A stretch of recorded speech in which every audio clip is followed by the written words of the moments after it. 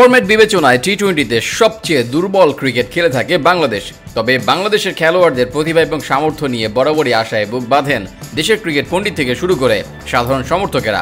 তবুও এই স্বল্প সামর্থ্যের বাংলাদেশের সামনে প্রদীপের দৈত্যের 3 ইচ্ছা পূরণের মতো আচমকা সুযোগ এসেছিল প্রথমবার কোনো বিশ্বকাপ আসরের সেমিফাইনাল খেলার।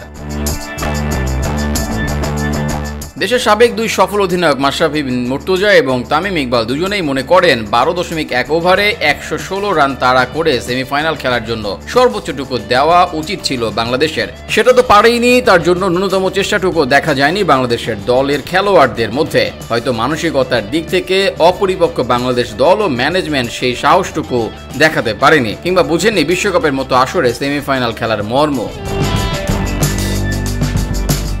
মঙ্গলবার বাংলাদেশ আফগানিস্তান ম্যাচ শেষে সামাজিক যোগাযোগ মাধ্যমে মাশরাফি মুর্তজা বলেছেন, অথচ আজকের হিসাবটা ছিল শুধুই 12.1, এর বাইরে কিছুই ভাবার সুযোগ ছিল না। তাতে যদি 50 রানেও দল অল আউট হতো, অন্তত সবাই সেটা সহজভাবে নিত।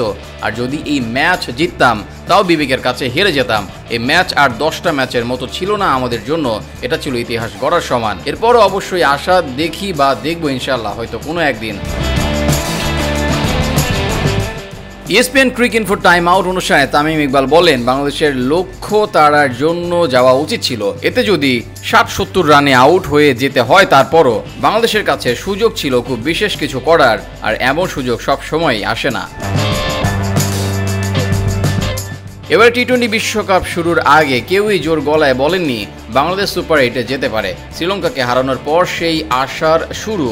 গ্রুপ পর্বে দক্ষিণ আফ্রিকার কাছে 4 রানে হৃদয় বিদারক হার, সেই আশায় জাগিয়েছিল সঞ্চার। একে একে নেদারল্যান্ডস ও নেপালকে হারিয়ে দাপুটের সঙ্গেই সুপার 8-এ ওঠে বাংলাদেশ। সুপার 8-এ দুই সাবেক চ্যাম্পিয়ন অস্ট্রেলিয়া ও ভারতের সামনে ফুটে ওঠে বাংলাদেশের ব্যাটিং দৈন্যতার চিত্র।